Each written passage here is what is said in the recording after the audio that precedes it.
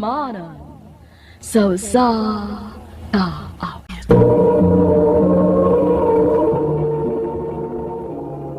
Ano pa daw siyang kaagikayon, mo kining usa ka babay nga taga Surigao City. Ang atong matatampo nagkasingan nga Vanessa.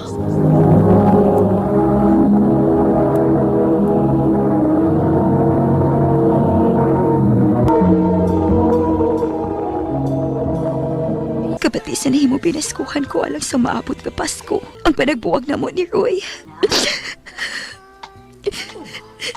Naghila ka na, sad. Di ba nagsulti naman ta nga iko na sa imong paghilak? Ma, dili ko nagtuyuon nga moto ang akong luha.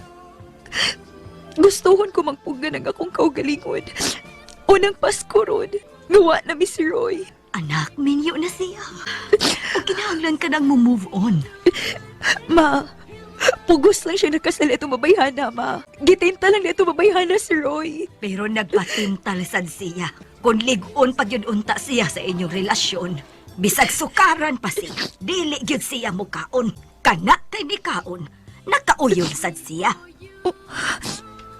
Sorry ha, sorry kung medyo sakit ang akong gisulti. Pero mao ka na'y kamatuoran.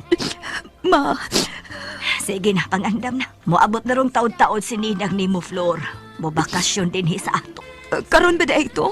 Oh, nalimot ka na lang. Kay nagsige ka naman lang og sente. Sige na, pangandam na diha. Kay naluto ko na ng tanang putahe alang sa panihapon. Og tabangi na unya us pag sit up sa table. Tingali mo abot na unya sila ini kung man mo kaliko. Uy, kadaghan pa si mong giluto, ninit.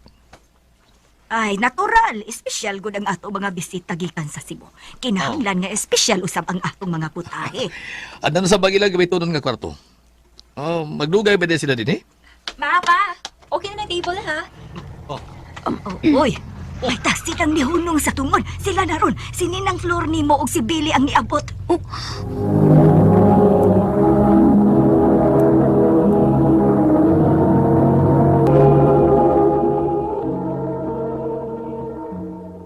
Oy, BFF, kumusta? Ikaw maoy kumusta? Gimingaw na kayo ko nimo. Welcome to our humble home. Hi, tita. Oh, oy Billy, mayo kay nakuyog ka gyud mama nimo sa pagbakasyon dinhi sa Surigao. Nalipay kay ko, tita. Uy, hain naman tuod to si Vanessa. Kalit man lang nawa. Niara ko ma. Oy, Iha, nice to see you. Ninang. Hi, Vanessa. Hello, Billy. Andam na ang lamisa. Mga on-una ta. Mao ba, BFF? Nindot kayo si mama o imong mama, no? Strong kayo ang friendship. Bisag miles away.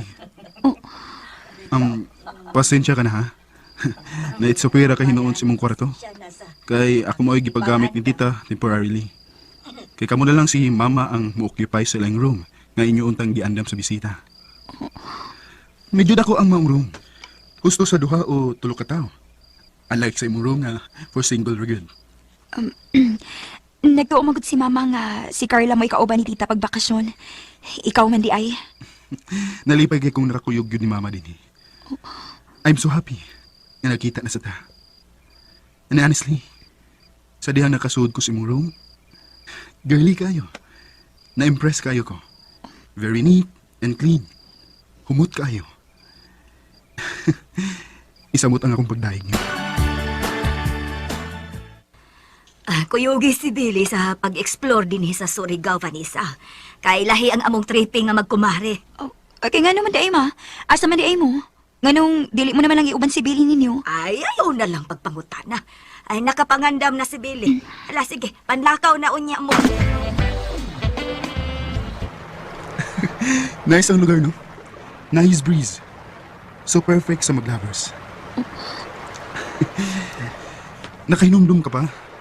Nga dong higayon nga kamo si mama mo ang ibisita sa Cebu. We went out. Night clubbing with my friends. Ug managsama tang nag-inom. And We kissed. Stop it. Managsama kita na kainom na itong higayon na. Yes. Nakainom ka. Nakainom ko. Pero nagsigi og balik-balik sa akong panumduman. Ang kahumot sa imong kininawa. Ug ang katamis sa imong abil. Bastos ka?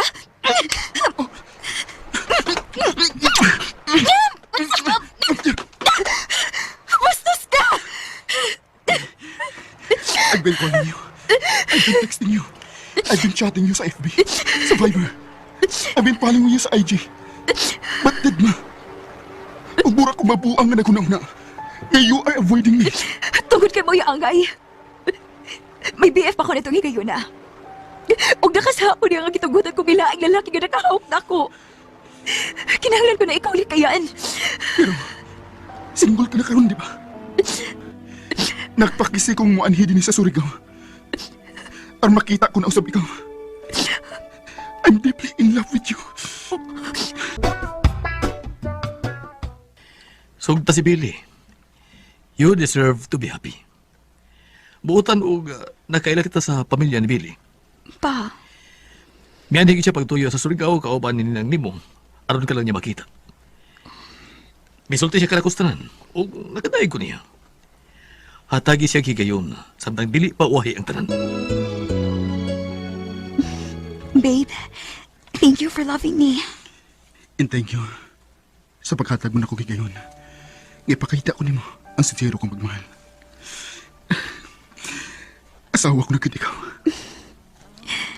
Dili alisod mahalon. Buotan ka. O binangga kay ko nimo. Mao ka na hinungdan nga.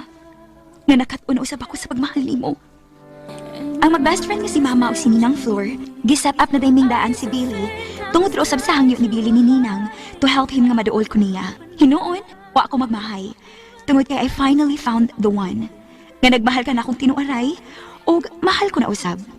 Daghang salamat. More power sa RMN.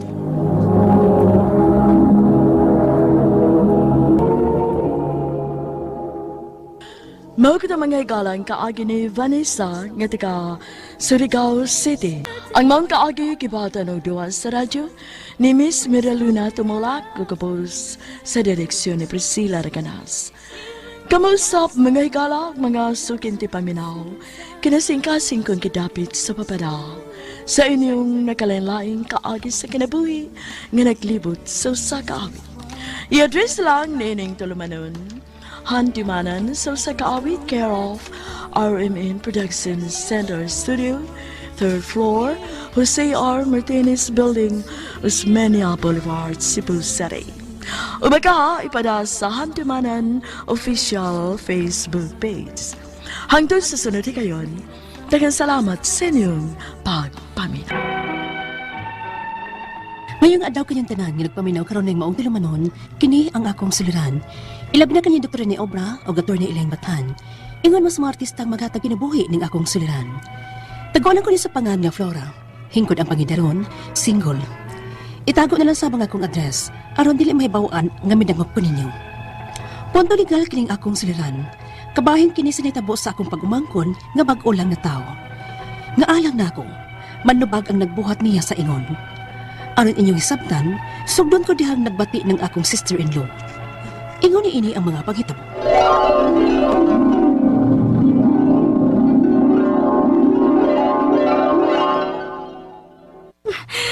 Mga anak na gitingali, Kuya Edwin. O lagi, naibaw ko, antos lang na ha?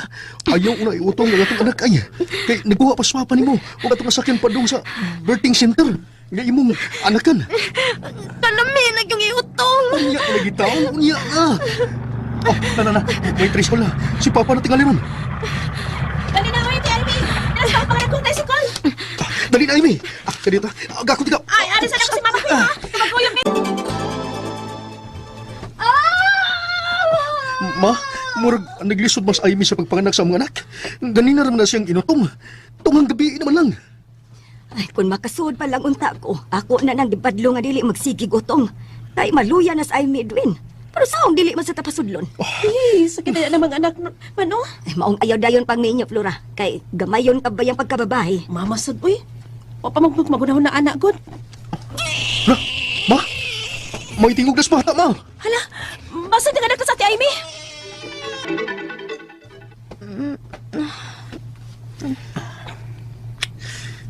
Ay. Ay. Nagkaanak ka na gyud. Hain ang atong anak. Anong wa siya sa akong tupad? Obserbahan pa ko na ang bata. Ginaon sa maday ang atong anak, Edwin. Oh, matod sa midwife nga, nakakauna ko na ugugaw. Sa? Pero may ingon ana man jud kuno nga bata ti. Ilabi na sa imo nga nilapas na ko ng kapila ka adlaw sa imong Diyo. Mao ba? Maayo lang unta ko na. Okay lang ang atong anak, Edwin. Magambot ta ti. Nga maokay lang utang ako pagumanggon.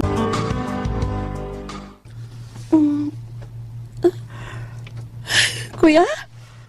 Mapaday ka ba to? Nagbuhat ko sa result sa akong anak. Gusto ko na siya makita.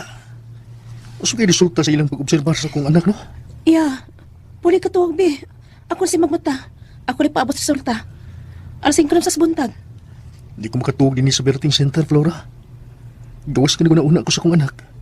Piki kay lugar din eh. Si Mama. Tanawa. Si Mama ganin, itupad na lang ni Amy siyang bed. Ang nurse kuya ay. Atong naulon. Ingon si Doc, i-transfer na lang ko na ang baby sa Vicente Soto. Ha? Eh, nausap gina yung akong anak, nurse. Ana, ang doktor ay ginahipawan na. Tuman na lang kasi ang giingon nga i-transfer ang bata sa Soto. So, pangandam na lang ang daan, kay magtawag na lang sa kong ambulansya nga tumasakyan. Nausabi si baby kuya, uy. Nagkitaon naman ang oxygen. Ambot lang, Flora. Kaluus kong anak ko eh. Ha? Ano ka, nurse? Oo, sa may problema. Nahutdan tawag oxygen. Unsa? O niya? Usaon lang akong anak. Ha, nurse? Naglipod yun ko sa taga-birthing center. Inaibawagot sila. Kasi sa pagpanganak pa lang, naglisod ang akong sister-in-law. Unya nakakaon pa yun ko naghugaw ang bata.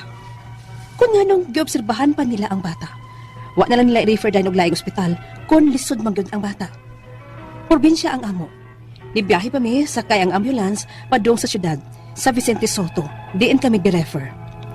Sa Central Highway palandaan, nahutdan pagod ang bata og oxygen og nurse lang ang among kuyo. Unya, Ipump na lang nato ang baby. Unsa? uy, bago pa rin natawag ako pag gumanggon oy nurse. Pwede ba tayo nag-ipang? Nga, wala naman mahimo, kaya nahutdan man tag oxygen. Ay, nausap-usap ng inyong ambulansya, ay. Di ba mo nagdamog bata nga tabangunan? O di mo mangandam og extra nga oxygen? O sige, may tabos akong anak. Na! Sir, gusto na anak, sir. Ang mas maayo pa, tabangan ko nimo, kay naglisod ang imong anak, oh. O, unsa? Kinuo ko. Unsa may akong buhaton? Kinoko, Ha? kaloy sa baby. Sige, sige, ikay pump, kay mag-CPR ko sa baby. Nga nang gidoktor pa mo sa bata nurse, oy. Paghilom ko na mong may kalibutan, be. Nurse ko, kay bawa ko sa angay na kong paton. Anak, kapit lang ha. Kapit lang yung anak. Mahal ka ni Papa at Mama. Kuya. Anak.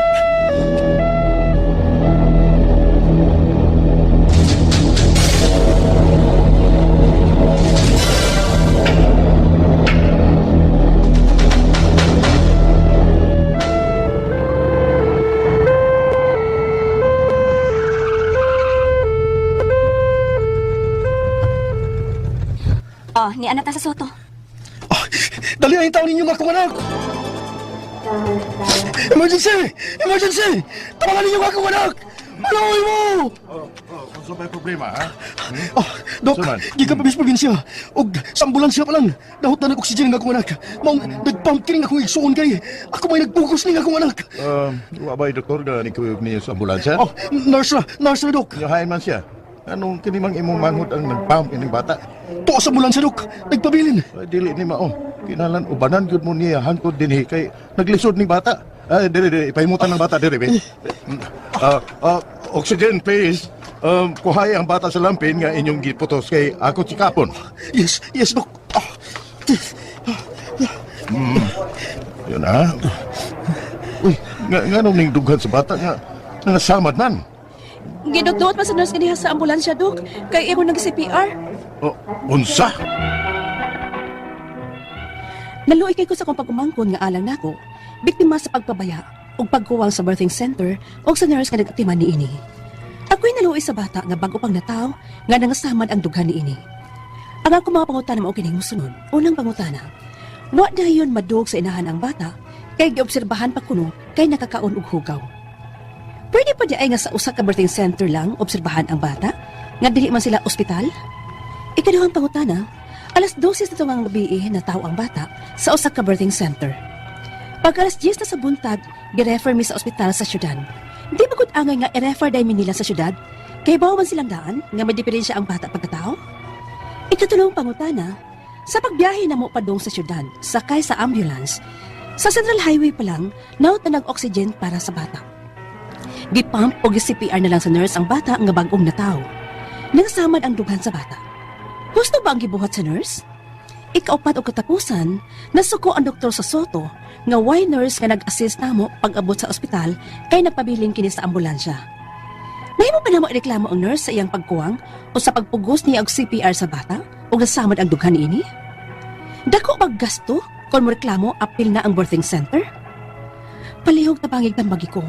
Ini ang akong suliran, Flora. Maayong adlaw mga sukintig paminaw, kini si Attorney Elaine Bathan. Kinisab si Dr. Rene Obra ang kaabag sa inyong suliran. Karong adlaw mag-uban ta kuyog ta tungod kay ako usa ka abogada. Ug ako sa medical doctor. Kami sa ako ang partner ang mohatag ninyo og tambag ug tubag sa inyong mga pangutanag problema na may punto medikal. Punto legal, emotional, personal, behavioral o problema sa mga ginadiling drugas. Ay nanyo dugay ay padala inyong suwat sa suliran_612@yahoo.com. Or sa atong Facebook account, kini ang akong suliran, official writer's page. Pwede sa datong ipadala sa 3rd floor Jose R. Martinez Building, Osmeña Boulevard, Cebu City. Hello mga sukintig paminaw, kumusta man mo din ha? Summer happy tanaw, nagbrigada eskwela na. Mao, Nag-andam na gyud para sa umaabot nga school year 2018-2019. Letter sender karong adlaw. Atong letter sender partner, si Flora, 25 years old. Wala niya gisulti ang address, punto medical ni siya partner, no? Punto medikal. Tungod man ni sa nga nanganak ang iyahang bayaw sa usa ka birthing center sa ilahang lugar alas 12 sa buntag no 12 AM. Nanganak apan 5 AM nagihatag ang bata nila kay nakakaon kuno og hugaw. Kay nilapas manggod kuno og buwan nga dapat gipanganak ang bata. Alas 10 sa buntag gi-refer na sila sa hospital kay naglisod ang bata. Nisakay sila ang ambulansya kauban ng usa ka nurse. Na pagpabiyahe pa lang wa nay oxygen no nahutan nag-oxygen. Gi-CPR sa ilang kaubang nurse ang bata. Nasamad gani kuno ang dunggan sa bata kay bago pa manggid kunong nataw. Pag abot na sa hospital, nagpabilin na lang sa ambulance ang nurse ug na mo assist pagsulod sa hospital. Nasuko gani kuno ang doktor nganong wala ni assist sa lisod nga kahimtang sa bata. Nya ang nakalisod gyud ani kay sadly namatay magud ang bata, partner, no? So una niyang pangutana, wa dayon madulog sa inahan ang bata kay under observation ang baby tungod sa nakakaon lagi kuno sa hugaw niya. Pwede ba di ay nga usa ka birthing center lang obserbahan ang bata nga dili man sila hospital? Daghan ta mga birthing center din sa ato sa Sugbo pa na. I don't know in some other places. So kini mga birthing centers, I expect nga this is being manned by an OB-gynecologist, no? Dili lang midwife or nurse, no? Kay ang obigay ni magud ila maguning obligasyon or ilang trabaho ning pag-atender aning nanganak, especially complicated cases like this, no? So daghantang balikon ako kanang mo travel ko dinhi all over Metro Cebu, makakita ko mga birthing places, no? Akong balikon I expect og mao ang pagtuog ginako nga kini mga birthing places is being manned by an OB-gynecologist nga usa ka medical doctor specializing sa mga ingon aning problema ha, or ingon ta services pa sa may tungod sa pagpanganak partner. Okay. Sunod niyang pangutana, alas 12 na manggod kuno sa tungang gabi na tao. Ang bata unya alas 10 na sa buntag giingnan nga ipaadto sa hospital. Di ba good kuno dapat i-refer dayon sa hospital kung kibaw sila daan nga nay diferensya ang bata? Yes, we really do not know sa part sa attending doctor or nurse ngano nga ila siguro pong gi-put into observation ang kahimtang sa bata. Kung tinuod allegedly nga nakatulon og fecal material na siguro pag gibuhat sila gisaksyon ba or whatever, mo na nga pag-assess nila or pag ilang tan-aw nga nagka-deteriorate ang kahintang sa bata, datos di time nga decided na idalhon ang bata sa usa ka medical center na kung hospital nga naay kahimanan sa pag-atindi sa ani nga complicated nga mga deliveries, no? So wa man sad gisulti niya og unsa kalayo ang birthing place sa hospital. I suppose kung dool ra medyo di kay pundugay ang travel time. Basig layo kung kaayo partner. Kaya during the travel time, nagkagrabe ng kondisyon sa bata, sud sa ambulance, no? Okay.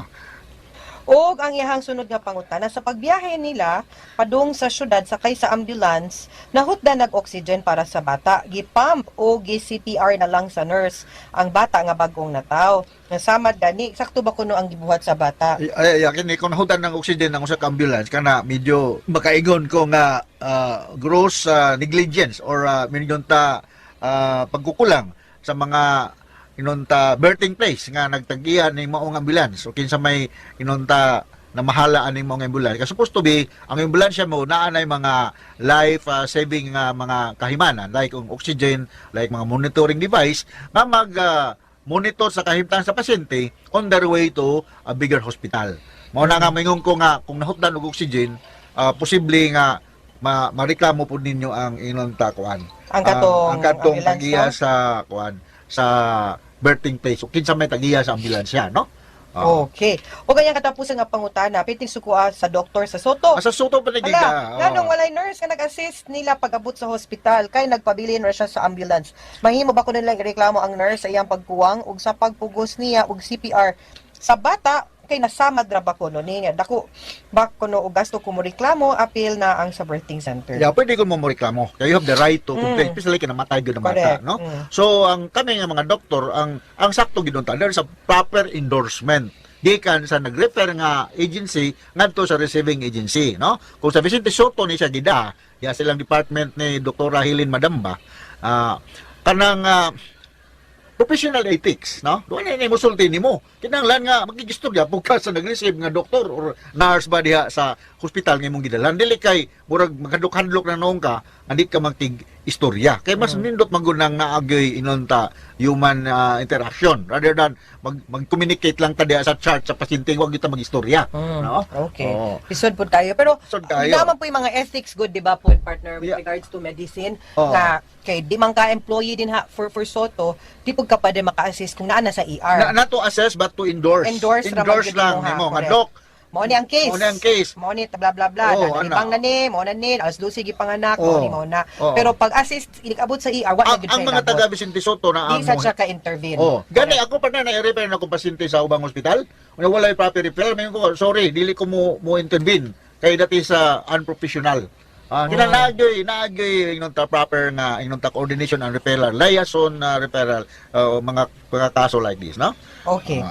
Mga sukintig paminaw, hinaut unta nga naamoy nakutlo na pagtulunan karong adlaw kini si Attorney Elaine Batan. Kinisab si Dr. Rene Obra. Daghan kayong salamat sa inyong pagpaminaw sa atong tulumanon hangtod sa sunod nga sugilanon. Dinhi gapon sa tuang programa kini ang akong suliran gikan sa RMN Production Center, Radyo Man Nationwide. Tatak RMN. Daghang salamat. Ug maayong adlaw.